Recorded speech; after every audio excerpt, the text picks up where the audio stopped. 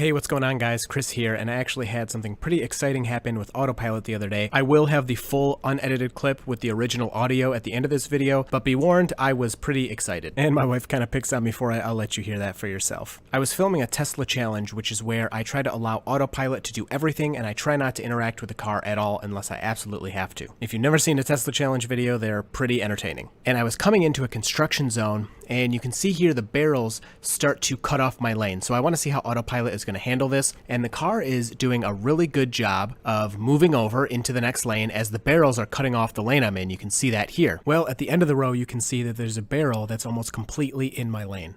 And Autopilot very gently moves over into the left lane to avoid that barrel and then recenters itself in the lane. It did this despite having to go over a dashed lane line, which Autopilot will not do unless it's making a lane change. So if we check out this clip straight from the car, this is what the front camera is seeing.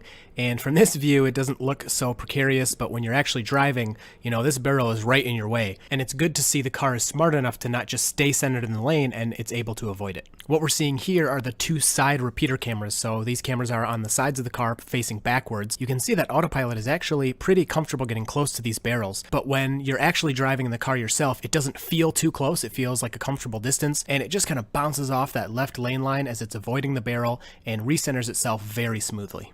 Okay, so we've had, whoa, that was weird. We had a turn signal to the left for no reason. We're good, we're good. So we've had pretty smooth sailing so far. We're going into a construction zone, and you can see this lane is ending. And look at, my car is slowly moving over. There's a barrel in the lane. Oh, and the car avoids it. Oh, did you see that? That was scary. That was insane. No indicator. Oh my gosh, I'm like freaking out. No indicator. The barrel was in our lane, and it went over the line to avoid that barrel and got back in the lane. I've never seen anything like that. I'm like so excited. So, very cool. I'm freaking out. We've had. It's so cool. Did you think it was? And it was so smooth. The car just very casually, like, oh, this barrel's in my way. Let's avoid that.